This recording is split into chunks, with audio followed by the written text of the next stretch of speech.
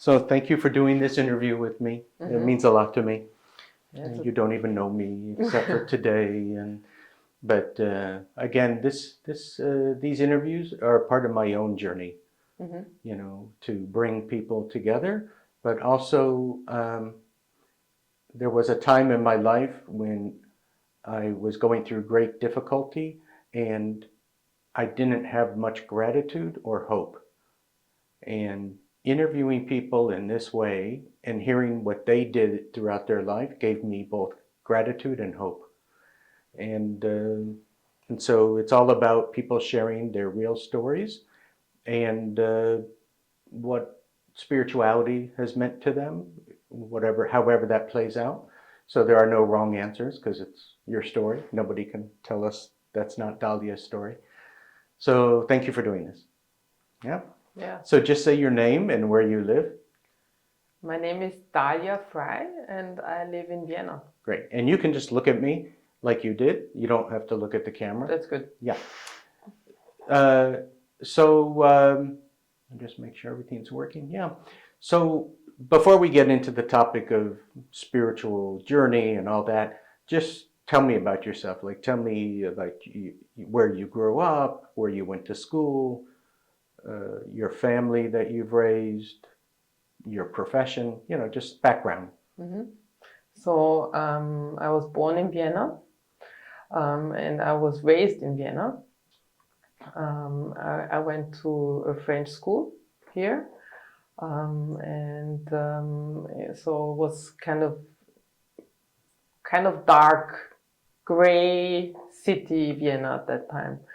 When I was 18, for the first time I left. I went to au pair, to do an au pair. I wanted to do a year in London. I finally ended up doing half a year only because I wanted to start studying. I studied molecular biology here in Vienna, and I did my master's degree in London, researching in the MRC Medical Research Council. And then I came back to Vienna. I met my husband here in Vienna. We got married, and then we started to travel abroad.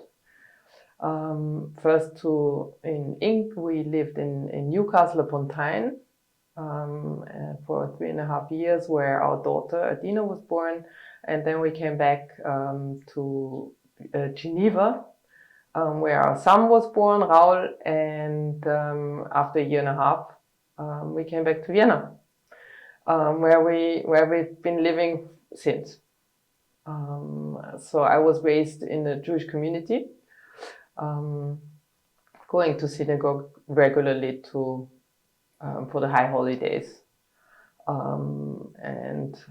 So our family wasn't very kind of religious, very just the high holidays, very traditional, spending time with family.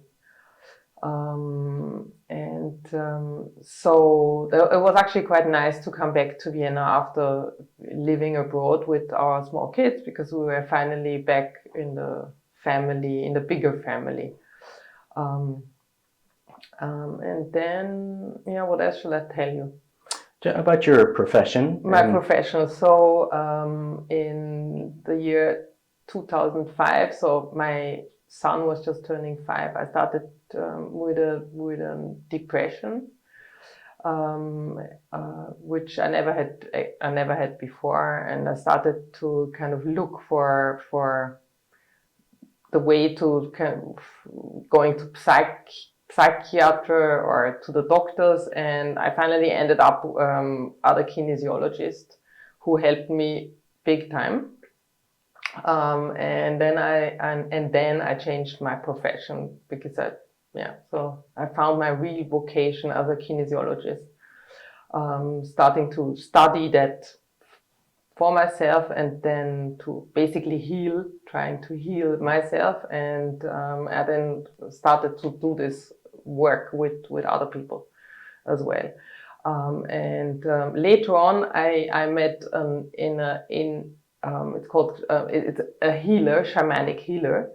And then I sort of expanded from kinesiology into kind of healing, working with stones, working with lots of other stuff. And yeah, I'm doing this ever since. So that's my profession, kinesiologist and energetic healing, spiritual healing, whatever you call it. Did you train as a shaman? No, not really. She's a kind of, you call that light shaman. She is a shaman, but she was just showing us different healing with tones, with bowls. She was showing us healing with stones, so all different methods so that everybody would sort of find their own probably old things that I was doing in former lives, probably going back to that, and just basically reconnecting with kind of abilities that I might have had in different lives. What drives you to do this work? I get lots of good vibes when what drives me? Actually supporting people, because I know that self-healing is possible, and I know that I can support people in finding their ways of self-healing. Yeah, and that's very important for me. I think also to heal from traumas. When people understand that they can heal from traumas, that they can heal their own traumas, there's more resource to help others heal from their traumas. Tell me about the depression that you found yourself in that led to this discovery. So that was very difficult times for me. I sort of in this, while I had this depression, I realized that I had traumatic experiences while I was a kid and also as a teenager.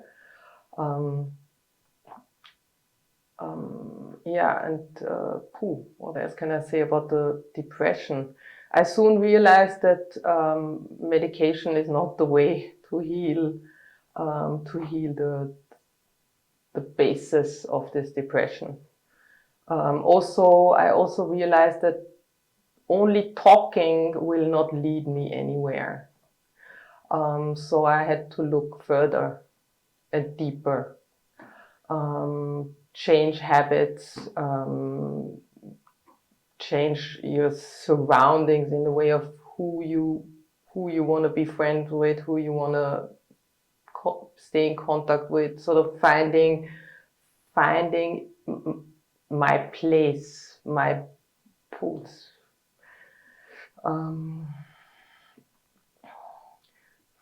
Finding what I needed to self-heal.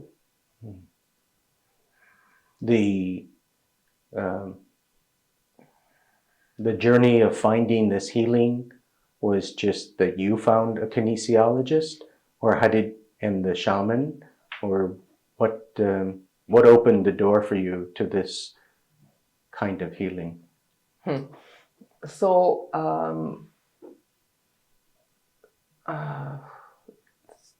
the real door was opened when I realized after a few years of marriage that my husband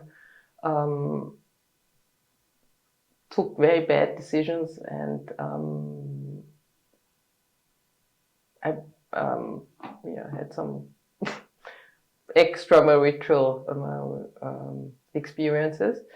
And once I found out, a few days after I found out, I was in our mutual bedroom, devastated and not understanding where my place was. I thought everything was gone, and I turned to the door, and I saw an angel. I saw an angel standing there, and I'd never seen anything like that, ever. And sort of thinking about this experience, I know now that he was there to show me that there's more than what we can see. There are realms, and that's where real healing comes from. Real healing can come from. And I understood that I wasn't alone in this.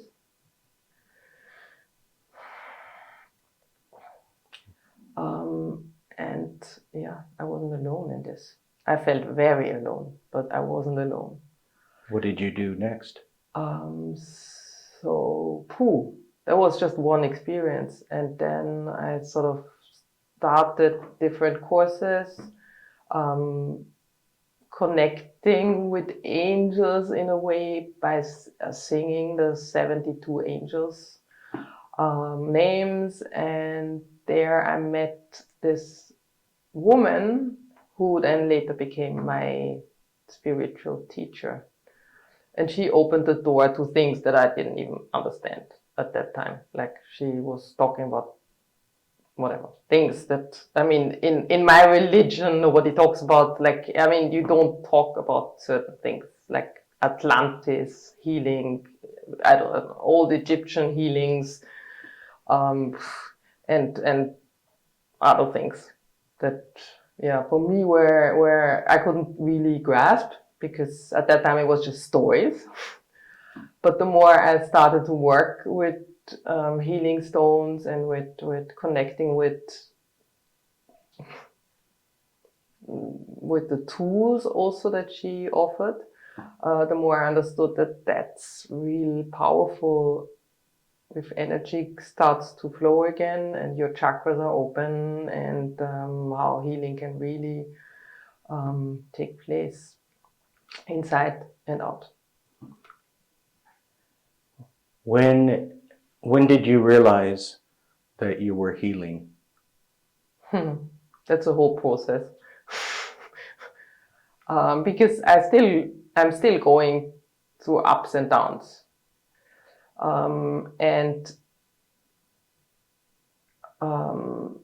So the healing, the feeling of healing is when suddenly everything is much more, there's more light.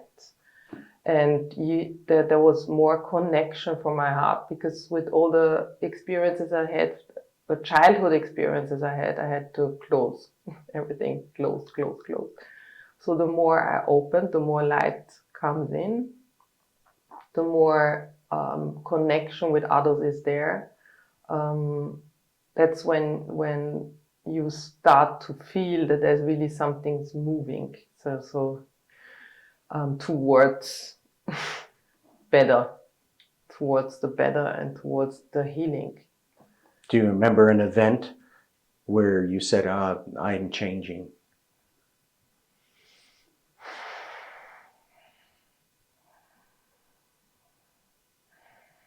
I think when forgiving wasn't like a word anymore, but was more like, it wasn't a concept anymore. It was more like something that you could really feel.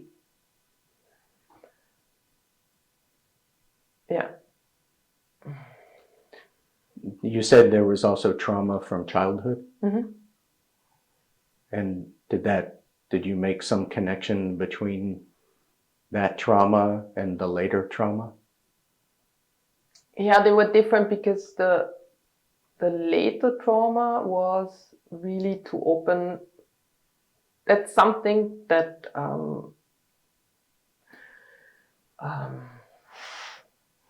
opened me to my purpose. The later trauma, that was kind of something that my soul in this life wanted to open up again. So it was hard, but at the same time, it led me to my profession, to my connection with other people, trying to support them and to give healing where healing is possible for them. The childhood trauma was different because that was really going to the core and really breaking. Very much more difficult to heal from. Much more difficult. Also because as a child you're much more vulnerable and you need protection and you need love. If you don't get both of that, it's really disturbing for your soul. So the interesting thing is that I was the more I remembered my childhood trauma, suddenly this thing with my husband came in and I actually had to focus on that much more. So somehow it sort of came on top, but really it led me to focus on my purpose. And through that gave me the resources to go back to the childhood trauma and to really heal this childhood trauma, which before would have been probably impossible. But with the resources that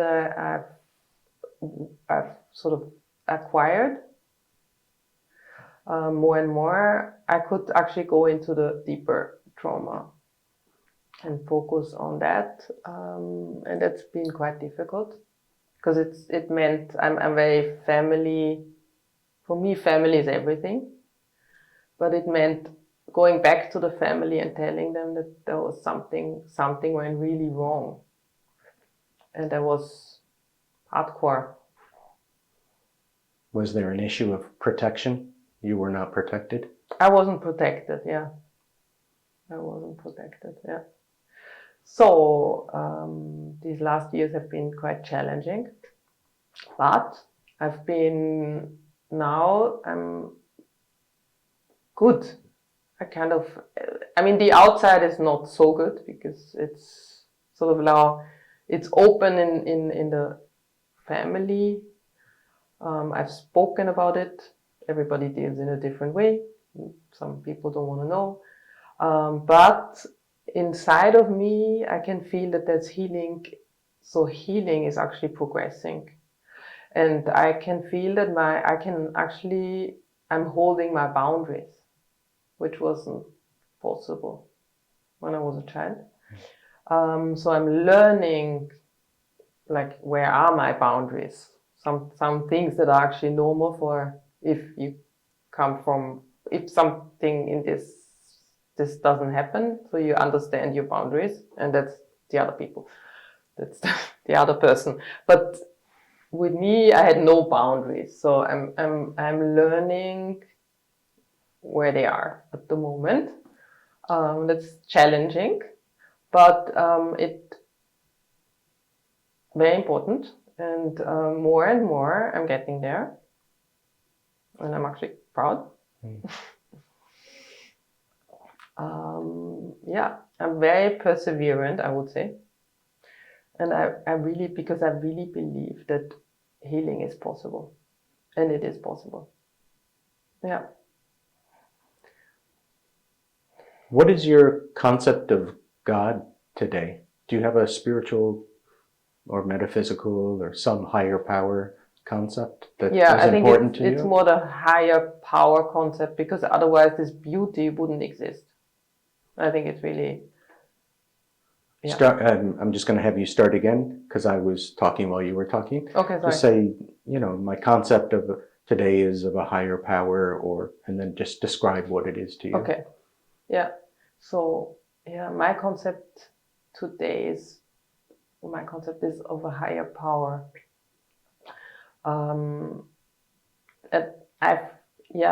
Somehow also during COVID, funny enough, it struck me that like everything in this world is so perfect that if something like COVID comes, it's I think it's not man-made. I think it is just also part of nature. So I think it must be good as well. Yeah. And it just perfect in a sense as well. It's part of this perfection, and this perfection cannot exist without a higher power.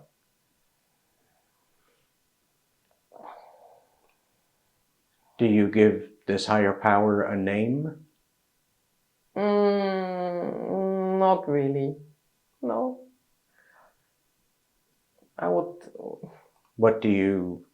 How do you refer to it? Die Quelle. Die Quelle. So what is die Quelle? Where water comes out. The faucet? The faucet is the faucet. Like a sink, like a faucet? Yeah, no. When in I don't know, in the Alps, where water comes out. Oh, like a stream, like a river, like a river. Yeah, but the beginning when it comes out. Oh, the source. The source. Thank you. The source. So the source. Mm. Yeah, that's the name.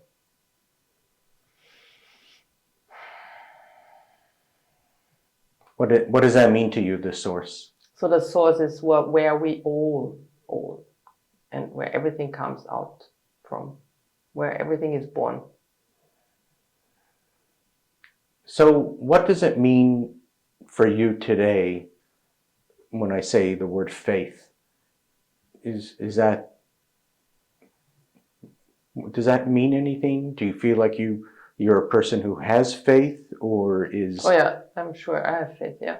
So it used to be, when I think about it as a child, it used to be going to synagogue and just not really connecting with faith in a good way. It was more like this traditional, where we had to go for the high holidays. I was listening to the prayers, so they would give me a warm feeling because the singing is nice and I like singing.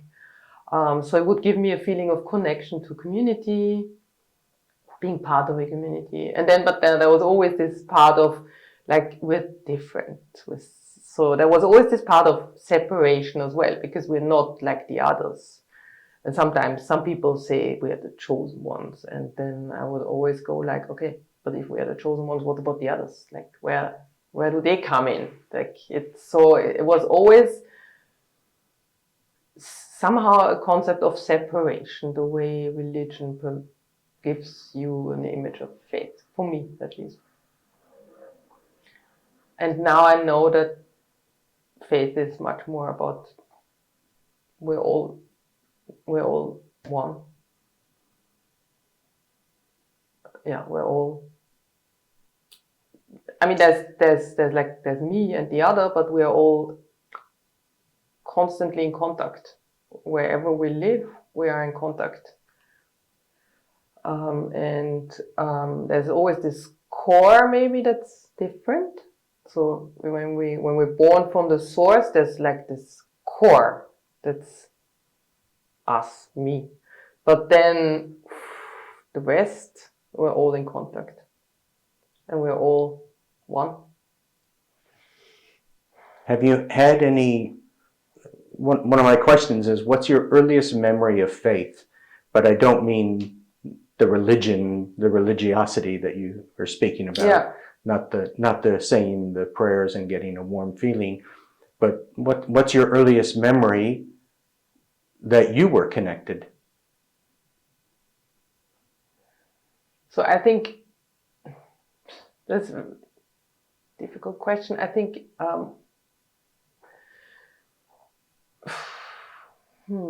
when I met my husband, and we this was Yom Kippur, after the breaking the fast, and he then called me, and we got into a sort of romantic relationship quickly. But then, after 3 or 4 weeks, I got bored. He was a bit older, and I was still a student, and I thought, well, this cannot be the rest of my life. Anyway, so I broke this relationship, and then I had a very strange night, which I'd never had before. I just had constantly this, like, talking to me, no, don't. So I couldn't sleep, and I was constantly hearing this, no, don't break it up. Also, I had this feeling in his eyes. I don't know, the way he looked at me, he was so sad when I told him that I was going to break up this relationship. Anyway, so the next morning, I think it must have been 6 or 7 o'clock in the morning, so I called him, and I asked him whether he had already found somebody else. And he said no. Then I said, okay, good, then maybe we'll try again. So for me, there was somehow that I felt that he was my fate, no, but that there was more. Like if I get into this relationship deeply, then there will be a connection. Which was true, not in the way I expected it, because it was quite sad, the way I then connected to faith, but he was always the one who brought me to these special places. He's not very spiritual, but he always connects me with special places where I then find this, that we are, I find this connection. What was the first time in your life you feel like you had to rely upon this source?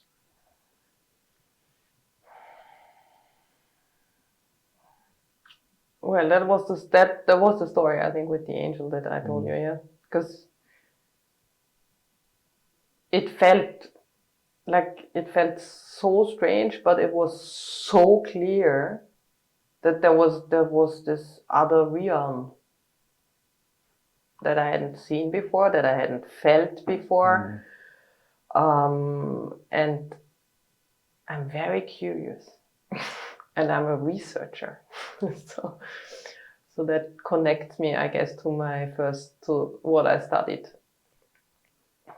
So I want to go deep, and I want to find out. So I just had to believe. I just went with it. And it was, I think also it was very strange, but I stayed with my husband. I'm still together with him. And nobody understood. If I told friends, they didn't understand. I also didn't understand, but I felt inside of me that was the way. To stay with the pain, to stay with the disconnection,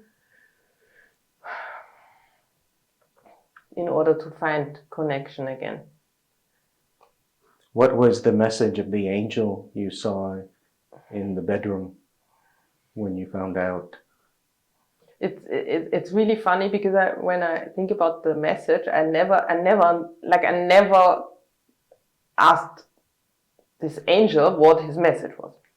But if I'm now thinking about it, the message really was, we are here, and we are here to support, and you're not alone. And so if I ever thought about God, then that was God in a way. Like they were so close to what I at that time thought God could be. Yeah, so maybe I do believe that, like, in the word God. Tell me about a time you doubted your faith. Maybe since you've had this realization, since you heard that that voice saying no, if that was the first time you had contact with this source, tell me about a time you doubted.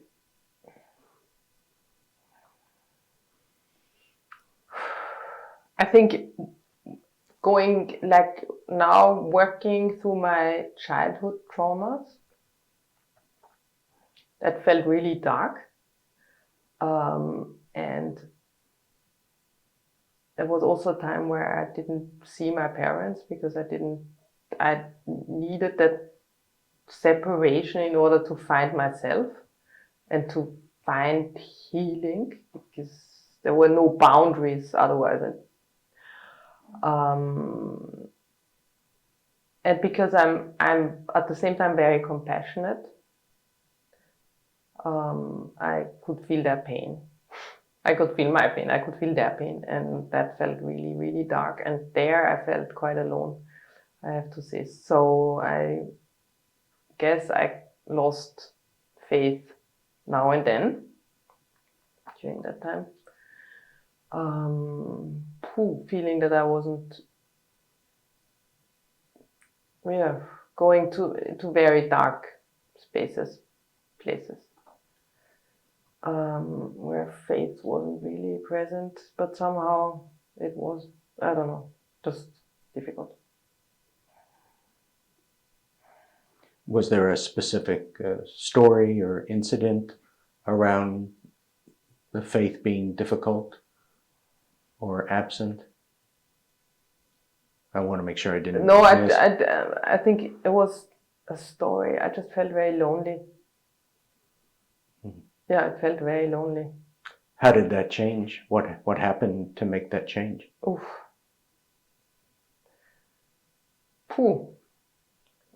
It still comes now and then. I mean, it's not completely gone.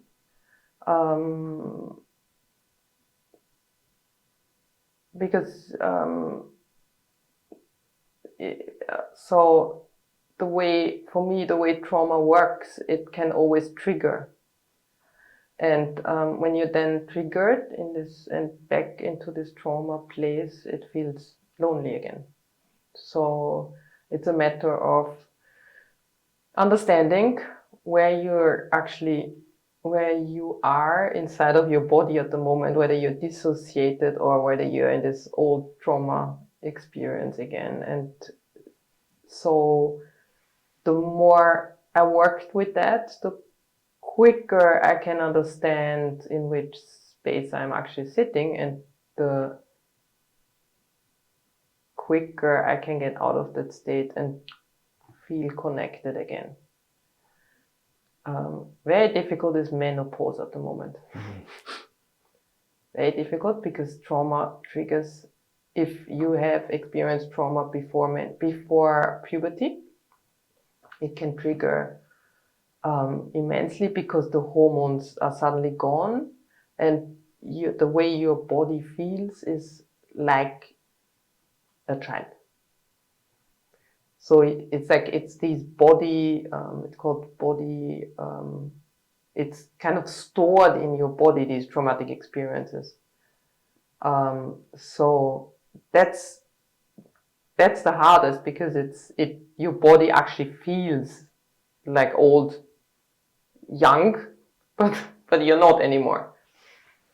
So that's kind of a hard time. Tell me about your journey as a healer. Mm-hmm. Where are you now as a healer in your journey? Where am I now?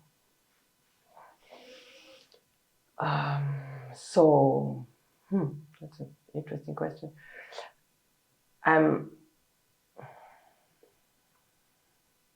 So when I work with clients, I open a space for Trost. What is the word in English?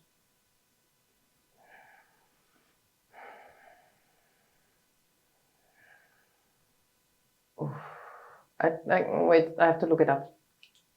Just, what's the word? Trost.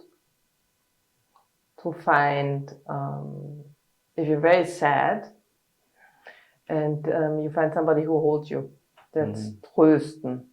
Trost is, can I look it up? Where's the dictionary? I have it in my. Oh yeah, you can look it up, but then we'll start again. Yeah. From the beginning of the paragraph. Yeah, because comfort. So a place of comfort, yeah. Okay, Space, yeah, comfort. So just say again. So the question is, where are you now in your journey as a healer? Yeah. So when I'm working with my clients, I open the space for comfort for them.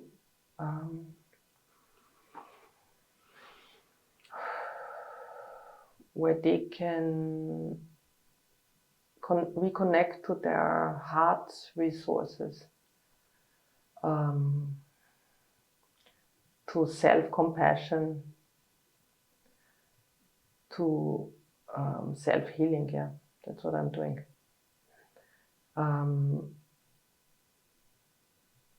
And while at the same time giving them notions of that you can still hold boundaries. You have to hold boundaries in self-compassion. And then normally, well, they come with, because it's a holistic way of approaching self-healing. So they come with relationship issues, and I tend to, with this self-compassion for themselves, give them the compassion for the other, so they can reconnect with the other and then reconnect with themselves. Are you able to take on certain kinds of clients today that you couldn't take on? Oh yeah, certainly. Tell me about that. So I remember working with a woman that I wasn't able to work with because she had experienced abuse, and that was triggering. So it was really just at that time I wasn't connected to what I had experienced yet, but I just felt that wasn't a place where I could help her. Whereas now, definitely I can hold that space of comfort, and and hold them, and hold it for them, so that they can go into whatever they feel is appropriate to go into, in order to sort of heal certain parts slowly and eventually find forgiveness, maybe, or inner peace. Compassion with the others as well.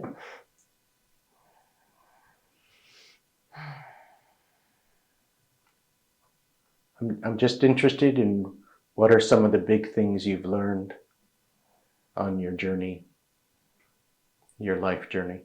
Mm-hmm.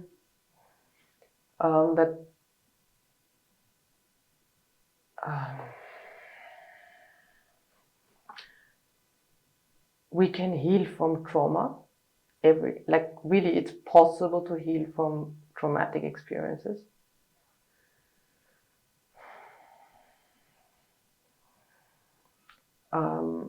If we want to help others, we first have to really, really help ourselves.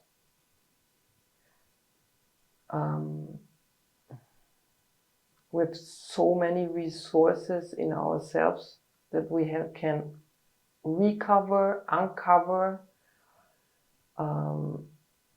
They're beautiful. We're all connected. Yeah.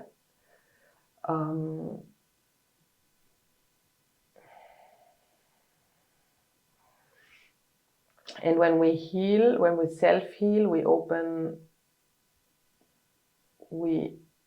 let me phrase this, we can kind of open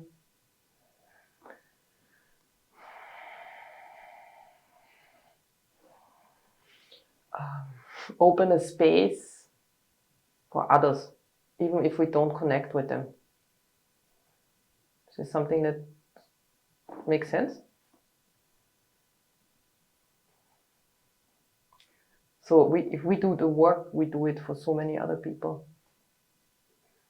What are you most grateful for today? Oh, for the experiences experience of being pregnant with both my children. That was the most amazing experience ever.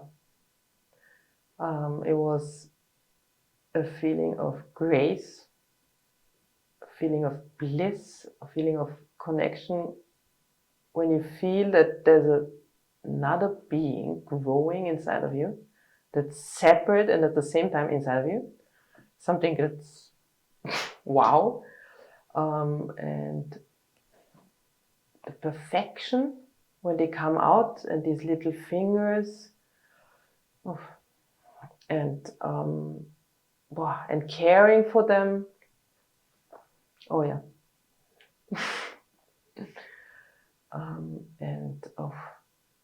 Yeah, just perfect.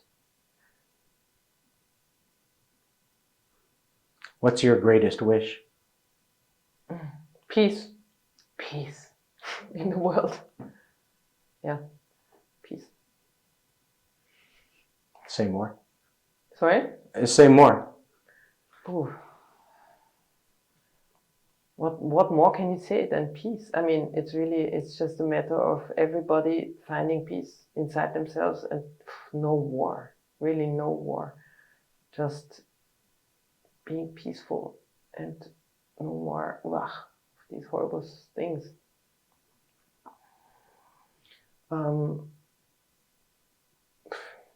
I think honestly there's no more to say than this. It's just peace. It's a state. It might be, for some people it could be boring, but it's not. It's just a perfect state of being. And of being grateful for creation. And yeah.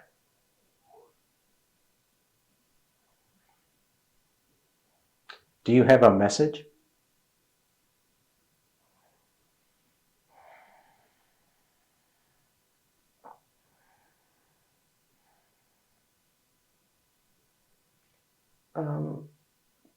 Yes, believe in yourself and believe in your capacity for healing, for growing, for experiencing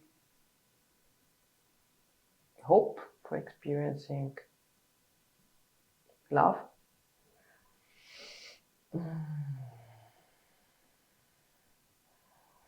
Fun. Life, experiencing life, yeah.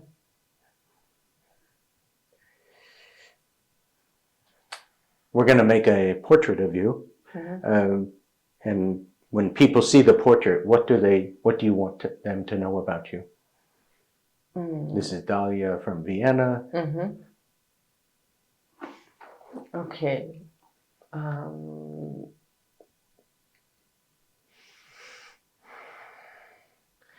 This is Dalia from Vienna. I'm a believer.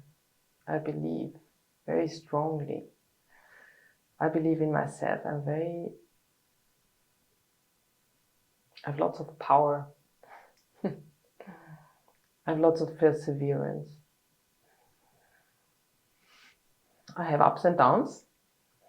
And I believe in self-healing. I love my family. I love life. And I'm a kinesiologist and a spiritual healer with all my heart. I really love to support people in their own journeys. And I love it if they find their own light within themselves. I like to laugh with people and really feel connected with people in a deep way. Sometimes it's a bit too deep for some people.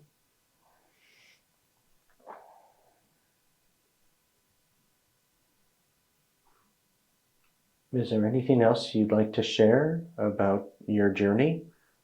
Either something we didn't talk about, or, how do you think about your Judaism today? It's an interesting Do question. you still identify as Jewish? Yeah, I do. I think it's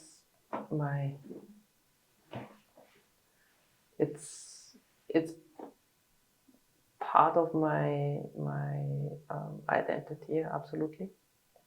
I really don't identify with the religion the way it's been taught. I kind of work with Kabbalah more.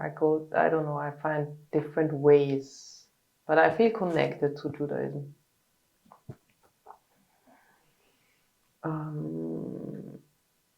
But I feel connected to lots of other things as well. So it's not just that anymore. Yeah, it's much more. Mm-hmm. Have you ever been surprised on this spiritual journey? Like, did something ever happen that surprised you? Mm-hmm.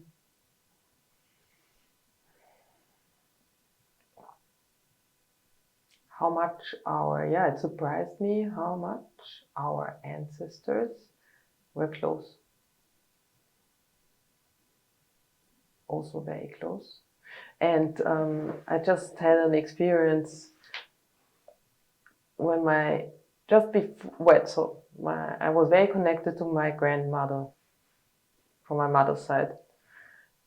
Very loving relationship. And when I was about 10, she sort of asked me, so if I'm really, really old and sick, will you care for me?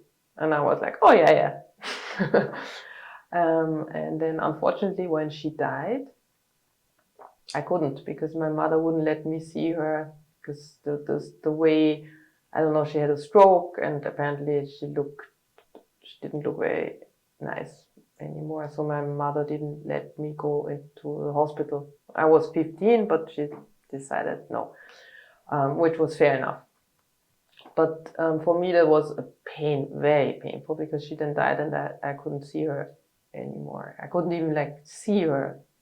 I think that she didn't talk anymore after the stroke, so it was really only 5 days. She died from the stroke, after the stroke. But anyway, so that was something that I carried around until this summer, when I went to a retreat where we had all these different altars. And one of the altars was the old, it's kind of a shamanic altar, so it was the old wise woman. So I was there, and I reconnected with my grandmother. And I did the healing. The healing that I wasn't able to do at that time, I did it for her. No. And so that felt amazing, because it's true. It works. Did she have a message for you at that time? Oh,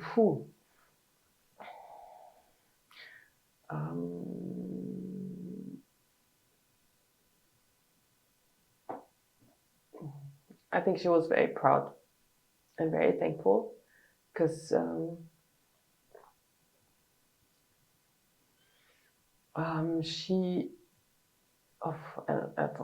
think it goes too deep, but anyway, she was her heart was,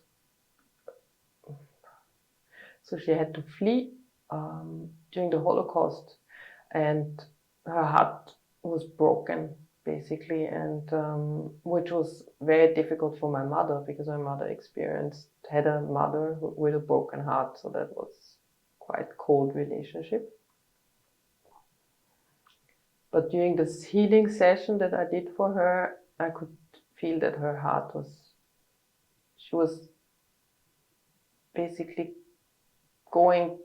coming back to the state of a young woman, where her heart was healed, was still good, was still happy and unbroken.